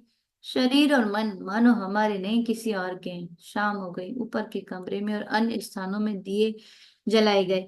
श्री रामकृष्ण बिस्तर पर उत्तरास्त बैठे हुए जगन माता की चिंता कर रहे। कुछ देर बाद फकीर उनके सामने अपराध भंजन 100 पढ़ने लगे। फकीर बलराम के पुरोहित वंश के हैं। प्रा, प्राग देहस्थ यदासम तव चरण युगम नाशितो नाचितो हम तेनाग्दे कीर्ति वर्गे जैठर रज दहन वार्ध्यो मानो बलिष्ठा। कमरे में शशि मणि तथा दो एक भक्त और हैं। स्तव पाठ समाप्त हो गया। श्री रामकृष्ण बड़े भक्ति भाव से हाथ जोड़कर नमस्कार कर रहे हैं। मणि पंखा झल रहे हैं। श्री रामकृष्ण इशारा करके उनसे कह रहे हैं एक कूड़ी ले आना। यह कहकर कूड़ी की गड़न उंगलियों से लकीर खींचकर बता रहे इसमें क्या एक पाव दूध आ जाएगा। पत्थर सफेद हो। मणि कहते जी हाँ। अगला टॉपिक है ईश्वर कोटि तथा जीव कोटि। दूसरे दिन मंगलवार है। रामनवमी 13 अप्रैल 1886 सुबह का समय है। श्री रामकृष्ण ऊपर वाले कमरे में बैठे तखत पर बैठे हुए हैं। छोटे तखत पर बैठे हुए दिन के 8-9 बजे का समय हुआ होगा। मणि रात को यहीं थे। सवेरे गंगा स्नान करके आए और श्री रामकृष्ण को भूमिष्ठ और प्रणाम किया। रामदत्त भी आज सुबह आ गए। उन्होंने भी श्री रामकृष्ण को प्रणाम कर आसन ग्रहण किया। राम फूलों की एक माला ले आए हैं। श्री रामकृष्ण की सेवा में उसका समर्पण कर दिया। अधिकांश भक्त नीचे के कमरे में बैठे हुए हैं। श्री रामकृष्ण के कमरे में दो ही एक है। राम श्री रामकृष्ण देव से वार्तालाप कर रहे हैं। श्री रामकृष्ण राम से कह रहे हैं किस तरह देख रहे हो। राम कहते हैं आप में सब कुछ है। आप अब आपके रोग की चर्चा उठने ही वाली है। श्री रामकृष्ण जरा मुस्कुराए। फिर राम से ही उन्होंने संकेत करके पूछा क्या रोग की बात भी उठेगी। श्री रामकृष्ण के जो जूते हैं वे अब पैरों में गड़ने लगे। डॉक्टर राजेंद्र दत्त ने पैर की नाप मांगी है। ऑर्डर देकर वे जूते बनवा देना चाहते हैं। पैर की नाप ली गई। इस समय बेलूर मठ में इन्हीं पादुकाओं की पूजा हो रही है। श्री रामकृष्ण मणि से संकेत से पूछ रहे हैं कि कुड़ी कहाँ है। मणि कलकत्ते से कुड़ी ले आने के लिए उसी समय उठकर खड़े हो गए। श्री रामकृष्ण ने उस समय उन्हें रोका। मणि ने कहा जी नहीं ये लोग जा रहे हैं उनके साथ मैं भी चला जाऊंगा। मणि ने जोड़ा साखों की एक दुकान से एक सफेद कुड़ी खरीदी। दोपहर के समय वे काशीपुर लौट आए और श्री रामकृष्ण को प्रणाम करके कुड़ी उनके सामने रखी। श्री रामकृष्ण सफेद पूड़ी हाथ में लेकर देख रहे हैं। डॉक्टर राजेंद्र दत्त हाथ में गीता लिए हुए हैं। डॉक्टर श्रीनाथ, श्रीयुत राखाल, हालदार तथा अन्य भी कई सज्जन आए हैं। कमरे में राखाल, शशि आदि कई भक्त हैं। डॉक्टरों ने श्री रामकृष्ण से पीड़ा के संबंध की कुल बातें सुनी। डॉक्टर श्रीनाथ ने कहा मित्रों से सब लोग प्रकृति के अधीन हैं। कर्म फल से किसी का छुटकारा नहीं है, प्रारब्ध। श्री रामकृष्ण कहते क्यों। उनका नाम लेने पर, उनकी चिंता करने पर, उनकी शरण में जाने पर। श्रीनाथ ने कहा जी प्रारब्ध कहाँ जाएगा, पिछले जन्मों के कर्म। श्री रामकृष्ण कहते हैं कुछ कर्म भोग होता है परंतु उनके नाम के गुण से बहुत सा कर्म पाश कट जाता है। एक मनुष्य को पिछले जन्म के कर्मों के लिए 7 बार अंधा होना पड़ता है परंतु उसने गंगा स्नान किया, गंगा स्नान से मुक्ति होती है। इसलिए उस जन्म जन्म के लिए तो वह जैसे का वैसा ही अंधा बना रहा परंतु अगले 6 जन्मों के लिए ना तो उसे जन्म लेना पड़ा और ना अंधा होना पड़ा। श्रीनाथ कहते जी शास्त्रों में तो है कि कर्म फल से किसी का छुटकारा नहीं हो सकता। डॉक्टर श्रीनाथ तर्क कहने करने के लिए तुल गए। श्री रामकृष्ण मणि से कहते कहो ना जरा ईश्वर कोटि और जीव कोटि में बड़ा अंतर है। ईश्वर कोटि कभी पाप नहीं कर सकते, कहो। मणि चुप है। वे राखाल से कह रहे तुम कहो। कुछ देर बाद डॉक्टर चले गए। श्री रामकृष्ण श्री उत्तराखंड हालदार के साथ बातचीत करें। हालदार कहते डॉक्टर श्रीनाथ वेदांत चर्चा किया करते, योग वशिष्ठ पढ़ता है। श्री रामकृष्ण कहते संसारी होकर सब स्वप्नवत है, यह मत अच्छा नहीं। एक भक्त कहते कालिदास का नाम, वह जो आदमी है वह भी वेदांत चर्चा किया करता है परंतु मुकदमेबाजी में वह घर की लुटिया तक उसने बेच डाले। ठाकुर हंसते हुए कहते, सब माया भी है और उधर मुकदमेबाजी भी होती है। राखाल से जनाई वाले मुखर्जियों ने पहले बड़ी लंबी लंबी बातें की थी, फिर अंत में खूब समझ गए। मैं अगर अच्छा रहता तो उनसे कुछ देर और बातचीत करता। क्या ज्ञान ज्ञान की डींग मारने से ही ज्ञान हो जाता है? हालदार कहते, ज्ञान बहुत देखा है, कुछ भक्ति हो तो जी में जी आए। उस दिन मैं एक बात सोचकर आया था, उसकी आपने मीमांसा कर दी। ठाकुर ने कहा, अग्रसर वह क्या है? हालदार ने कहा, जी ये बच्चा आया तो उन्होंने आपने कहा कि ये जितेंद्रिय है। श्री रामकृष्ण ने कहा, हाँ हाँ, उसके छोटे नरेन के भीतर विषय बुद्धि का लेश मात्र भी नहीं रहता। नहीं है, वह कहता है, मुझे नहीं मालूम कि काम किसे कहते हैं। मणि से कहा, हाथ लगाकर देखो, मुझे रोमांच हो रहा है। काम नहीं है। इस शुद्ध अवस्था की याद करके श्री रामकृष्ण को रोमांच हो रहा है। राखाल हालदार विदा हो गए। श्री रामकृष्ण भक्तों के साथ अब भी बैठे हुए। एक पगली उन्हें देखने के लिए बड़ा उपद्रव मचाया करती है। वह मधुर भाव की उपासना करती है, बगीचे में प्राय आया करती है, आकर एकाएक श्री रामकृष्ण के कमरे में घुस जाती है। भक्तगण मारते भी हैं, परंतु इससे भी वह मौका नहीं चूकती। शशि कहते, अब की बार अगर पगली देख पड़ी तो धक्के मारकर हटा दूंगा। श्री रामकृष्ण करुणापूर्ण स्वर से कहते, नहीं नहीं, आएगी तो फिर चली जाएगी। राखाल कहते, पहले पहल इनके पास अगर और 5 आदमी आते थे तो मुझे एक तरह की ईर्ष्या होती थी। उन्होंने कृपा करके अब मुझे समझा दिया है कि वे मेरे भी गुरु हैं और संसार के भी गुरु हैं। वे केवल हमारे लिए थोड़े ही आए हुए हैं। शशि ने कहा, माना कि हमारे लिए ही नहीं आए, परंतु बीमारी के समय आकर उपद्रव मचाना यह क्या बात है? राखाल कहते, उपद्रव तो सभी करते हैं, क्या कभी उनके पास सच्चे भाव से आए हुए हैं? क्या हम लोगों ने उन्हें कष्ट नहीं दिया? नरेंद्र आदि सब पहले कैसे थे, कितना तर्क करते थे। शशि कहते, नरेंद्र मुख से जो कुछ कहता उसे कार्य द्वारा पूरा भी उतार देता था। राखाल कहते, डॉक्टर सरकार ने उन्हें न जाने कितनी बातें कही हैं, देखा जाए तो दूध का धोया कोई नहीं है। श्री रामकृष्ण राखाल से स्नेह करते हुए कह बोलते हैं स्नेह से बोलते हैं, तू कुछ खाएगा? राखाल कहते, नहीं, फिर खा लूंगा। श्री रामकृष्ण मणि की ओर संकेत कर रहे हैं कि वे आज यहीं प्रसाद पाए। राखाल कहते, पाइए ना, जब वे कह रहे हैं तो। श्री रामकृष्ण पंचवर्षीय बालक की तरह दिगंबर होकर भक्तों के बीच में बैठे हुए। ठीक इसी समय पगली जीने से ऊपर चढ़कर ऊपर कमरे के द्वार के पास आकर खड़ी हो गई। मणि कहते, शशि से धीरे धीरे नमस्कार करके जाने के लिए कहो, कुछ और कहने की आवश्यकता नहीं है। शशि ने पगली को नीचे उतार कर दिया। आज नए वर्ष का पहला दिन है, बहुत सी भक्त स्त्रियां आई हुई हैं। उन्होंने श्री रामकृष्ण और माता जी को प्रणाम कर आशीर्वाद ग्रहण किया। श्रीयुत बलराम की स्त्री, मणिमोहन की स्त्री, बाग बाजार की ब्राह्मणी तथा अन्य बहुत सी स्त्रियां आई हुई हैं। वे सबके सब श्री रामकृष्ण को प्रणाम करने के लिए ऊपर वाले कमरे में गए। किसी किसी ने श्री रामकृष्ण के पाद पदों में अबीर और पुष्प चढ़ाए। भक्तों की दो लड़कियां, 9 9 10 10 साल की, श्री रामकृष्ण को गाना सुना रही है। लड़कियों ने 2 3 गाने सुनाए। श्री रामकृष्ण ने संकेत द्वारा उन्हें बधाई दी। ब्राह्मणी का स्वभाव बच्चों जैसा है। श्री रामकृष्ण हंसकर राखाल की ओर संकेत कर रहे हैं। तात्पर्य यह है कि वह उसे भी कुछ गाने के लिए कहे। ब्राह्मणी गा रही है। गाना है, हे कृष्ण, आज तुम्हारे साथ खेलने को जी चाहता है। आज तुम मधुबन में अकेले मिल गए हो। स्त्रियां ऊपर वाले कमरे से नीचे चली गई। दिन का पिछला पहर है। श्री रामकृष्ण के पास मणि तथा दो एक और भक्त बैठे हुए। नरेन भी कमरे में आए। ठाकुर ठीक ही कहते हैं कि नरेन मानो थिम्यान से तलवार निकालकर घूम रहा है।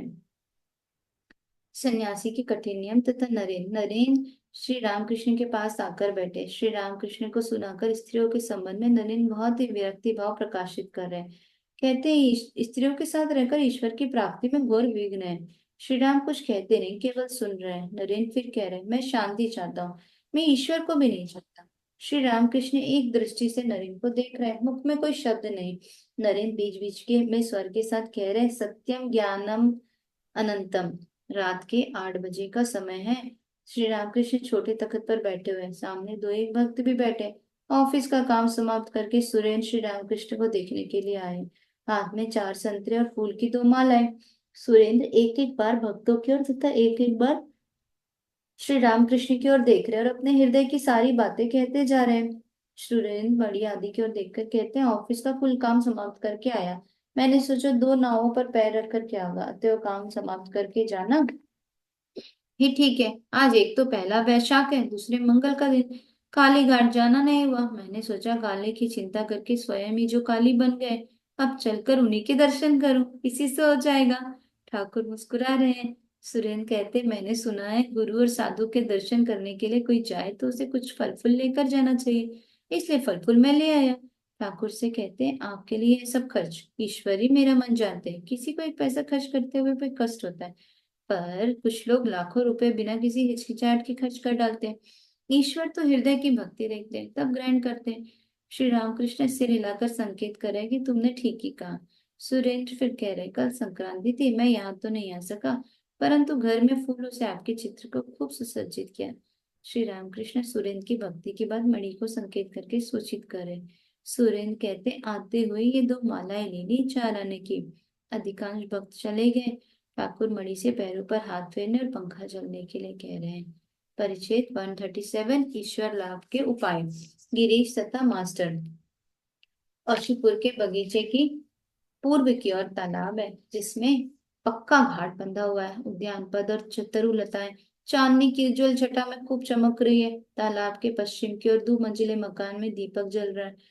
कमरे में श्री रामकृष्ण छोटे तख्त पर बैठे हुए हैं, तो एक भक्त भी कमरे में चुपचाप बैठे, कोई कोई इस कमरे से उस कमरे में आ जा रहे हैं। घाट से नीचे के कमरों का उजाला भी दिखाई पड़ रहा है। एक कमरे में भक्तगण रहते हैं। ये कमरा दक्षिण की ओर है। मकान के बीच से जो प्रकाश आ रहा है वह श्री माता जी के कमरे का है। श्री माता जी श्री रामकृष्ण की सेवा के लिए आई हुई हैं। तीसरा प्रकाश भोजन गृह से आ रहा है। यह कमरा मकान के उत्तर की ओर है। उद्यान के भीतर से पूर्व की ओर घाट तक एक रास्ता गया है। रास्ते के दोनों ओर विशेषकर दक्षिण की ओर फूलों के बहुत से पेड़ हैं। तालाब के घाट पर गिरीश, मास्टर, लाटू तथा दो एक भक्त और बैठे हुए। श्री रामकृष्ण के संबंध में बातचीत हो रही। आज शुक्रवार है, 16 अप्रैल 1886, चैत्र शुक्ल त्रयोदशी। कुछ देर बाद गिरीश और मास्टर उस रास्ते पर टहल रहे और बीच बीच में वार्तालाप कर रहे हैं। मास्टर कह रहे, कैसी सुंदर चांदनी, कितने अनंत काल से प्रकृति के ये नियम चले आ रहे हैं। गिरीश कहते, तुम्हें कैसे मालूम हुआ? मास्टर कहते, प्रकृति के नियमों में परिवर्तन नहीं होता। विलायत के पंडित टेलीस्कोप से नए नए नक्षत्र देख रहे हैं, उन्होंने देखा है चंद्रलोक में बड़े बड़े पहाड़ हैं। गिरीश कहते, ये कहना कठिन है, उनकी बातों पर विश्वास नहीं होता। मास्टर कहते, क्यों?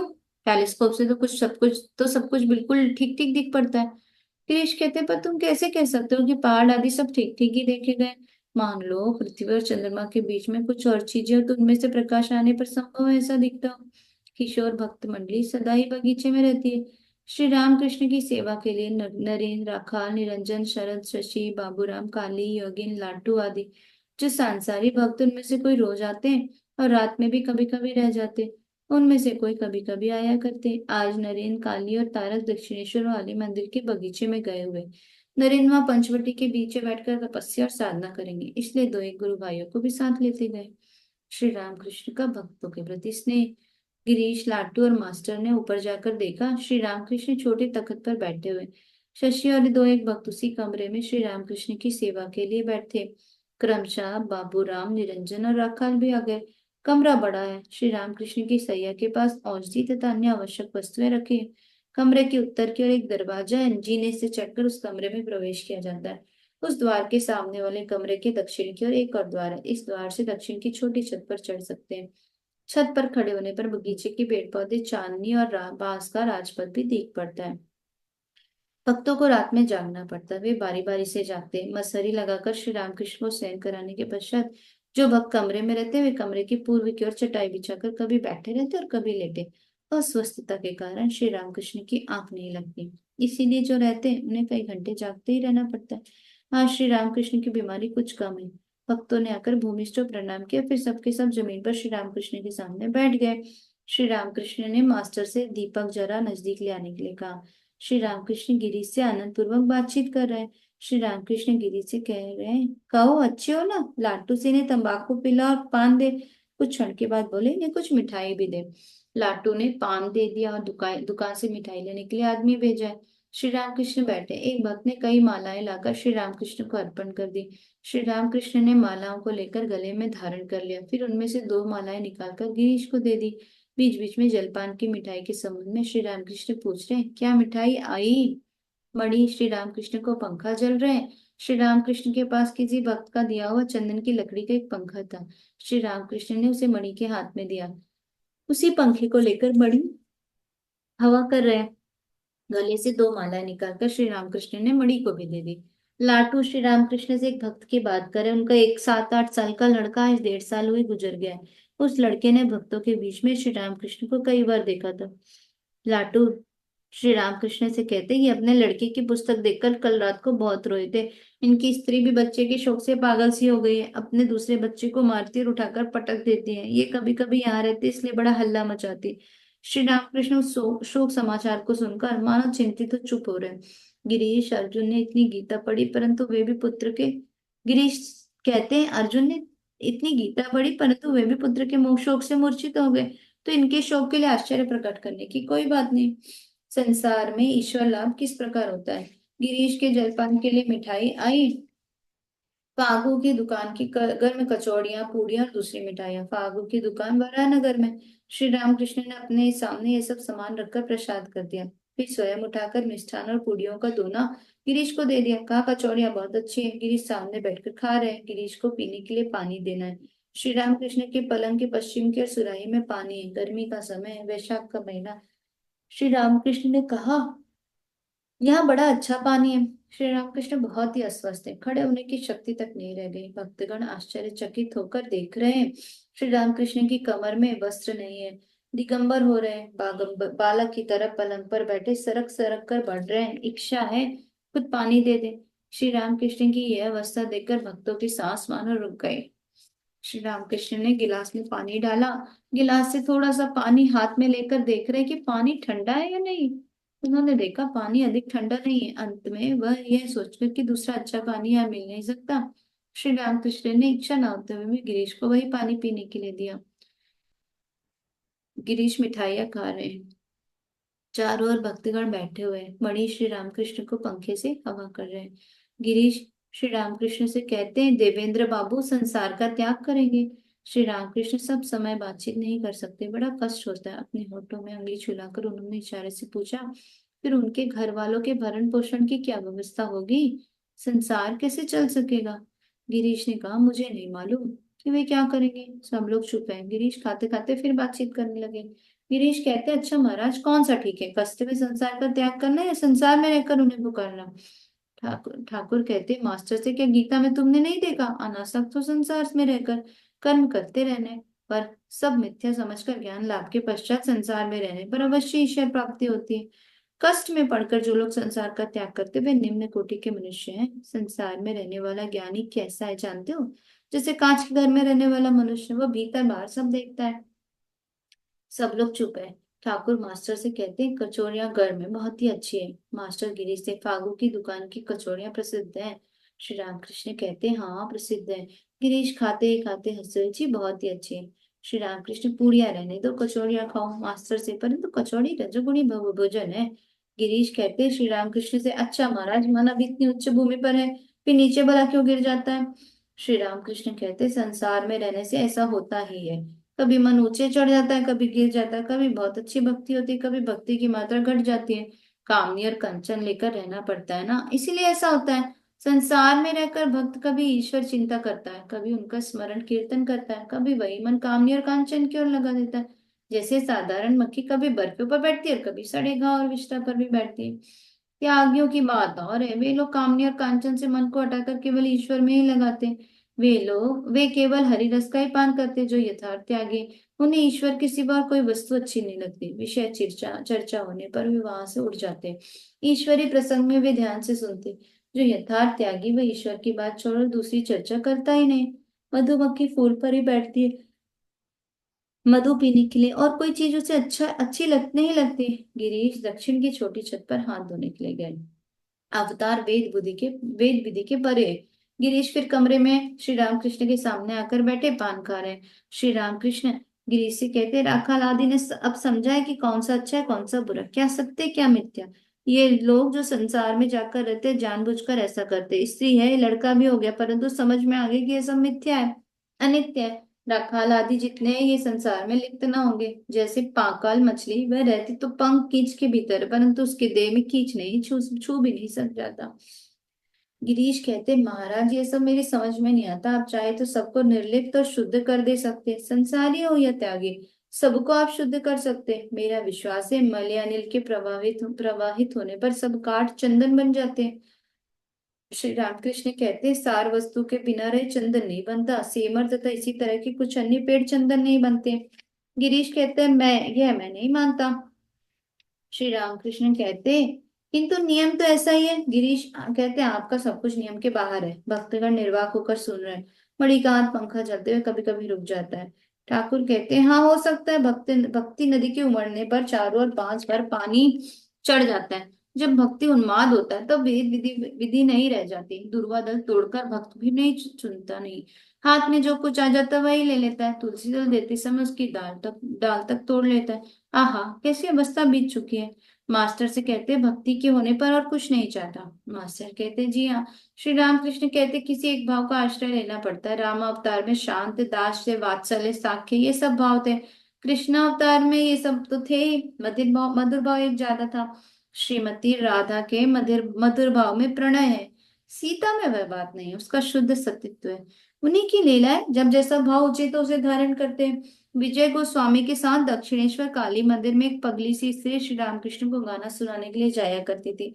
वह काली संगीत और ब्रह्म गीत गीत गाती थी। सब लोग उसे पगली कहते थे। वह काशीपुर के बगीचे में भी प्राय आया करती। श्री रामकृष्ण के पास जाने के लिए बड़ा उपद्रव मचाती है। भक्तों को इसलिए सदा सतर्क रहना पड़ता है। श्री रामकृष्ण गिरीश से कहते पगली का मधुर भाव है। दक्षिणेश्वर में एक दिन गई थी, एकाएक रोने लगी। मैंने पूछा तू रोती क्यों है? उसने कहा सिर में दर्द हो रहा है। सारे लोग हंसते हैं। एक दिन और गई थी, मैं भोजन करने के लिए बैठा था। एकाएक उसने कहा आपकी कृपा नहीं हुई। मैं भोजन कर रहा था, उसके मन में क्या था मुझे मालूम नहीं। उसने कहा आपने मुझे मन से उतार क्यों दिया? मैंने पूछा तेरा भाव क्या है? उसने कहा मधुर भाव। मैंने कहा अरे मेरी मातृ योनि है, मेरे लिए सब स्त्रियां माता है। तब उसने कहा यह मैं कुछ नहीं जानती। तब मैंने रामलाल को पुकार कर कहा रामलाल जरा सुन लो, मन से उतारने का प्रयोग ये किस अर्थ में कर रही है? उसमें यही यही वही भाव अब भी है। गिरीश कहते वह पगली धन्य है, चाहे वह पगली और चाहे भक्तों द्वारा मारी भी जाए, परंतु आठों पैर वह करती तो आप ही की चिंता है। वह चाहे जिस भी भाव से करे उसका अनिष्ट कभी हो ही नहीं सकता। महाराज क्या कहूँ, पहले मैं क्या था और आपको सोचकर क्या हो गया। पहले आलस्य था, इस समय वह आलस्य ईश्वर निर्भरता में परिणत हो गया। पहले पापी था, परंतु अब निरंकार हो गया हूँ। और क्या क्या कहूँ। भक्तगण चुप है। राखाल पगली की बातें करते हुए दुख प्रकट कर रहे हैं। उन्होंने कहा क्यों काहे दुख होता है? वह उपद्रव करती है, इसलिए उसे बहुत कुछ कष्ट भी मिलता है। निरंजन राखाल से कहते तेरी बीवी है इसलिए तेरा मन इस तरह छटपटाता है, हम लोग तो उसे लेकर बलि चढ़ा सकते हैं। राखाल कहते विरक्ति से बड़ी बहादुरी करोगे, उनके श्री रामकृष्ण के सामने ये सब बातें कर रहे हो। रुपए में आसक्ति सद्व्यवहार। श्री रामकृष्ण गिरी से कहते कामनी और कांचन यही संसार है। बहुत से लोग ऐसे हैं जो रुपये को अपनी देह के खून के बराबर समझते हैं। रुपयों पर कितना भी प्यार क्यों ना करो, परंतु एक दिन वह अपने प्यार करने वाले को सदा के लिए छोड़कर निकल जाएगा। हमारे देश में खेतों पर मेड़ बांधते मेड़ जानते हो? जो लोग बड़े प्रयत्न से चारों ओर मेड़ बांधते हैं उनकी मेड़े पानी के तेज बहाव से ढह जाती हैं, और जो लोग एक और घास जमा देते हैं उनकी मेड़े मजबूत हो जाती है और पानी के रुकने के कारण खूब धान पैदा होता है। जो लोग रुपयों का सद्व्यवहार करते हैं, श्री ठाकुर जी और साधुओं की सेवा में दान आदि सत्कर्मों में खर्च करते हैं, वास्तव में उन्हीं का धनोपार्जन सफल होता है। उन्हीं की खेती तैयार होती है। डॉक्टर और कबीराजों की चीजें मैं नहीं खा सकता। जो लोग दूसरों के शारीरिक रोग दुखों का व्यापार करते और उसी के अर्थोपार्जन करते उनका धन मानो खूब खून और पीपे। यह कहकर श्री रामकृष्ण ने दो चिकित्सकों के नाम लिए। गिरीश कहते राजेंद्र बहुत ही श्रेष्ठ मनुष्य है, किसी से एक पैसा भी नहीं लेता, वह दान भी करता है। प्रणाम सभी को, आज यही तक पढ़ते हैं।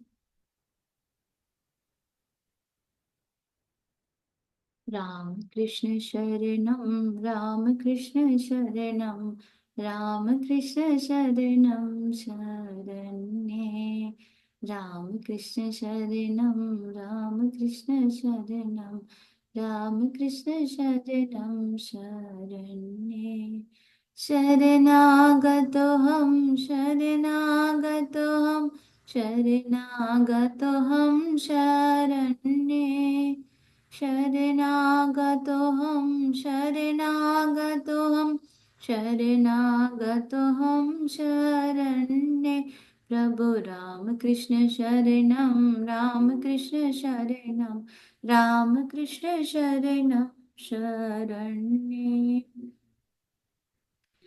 प्रभु कृपा ही केवलं, कृपा ही केवलं, कृपा ही केवलं शरण्ये।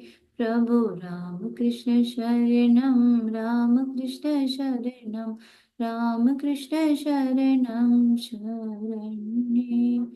नमो श्री गुरवे, नमो श्री गुरवे, नमो श्री गुरवे नमो नमः। नमो श्री गुरवे, नमो श्री गुरवे, नमो श्री गुरवे नमो नमः। राम कृष्ण जय जय राम कृष्ण, राम कृष्ण जय जय राम कृष्ण, राम कृष्ण जय जय राम कृष्ण, राम कृष्ण शरणं, राम कृष्ण शरणं, राम कृष्ण शरणं शरण्ये। राम कृष्ण शरणं, राम कृष्ण शरणं, राम कृष्ण शरणं शरण्ये। नमस्ते।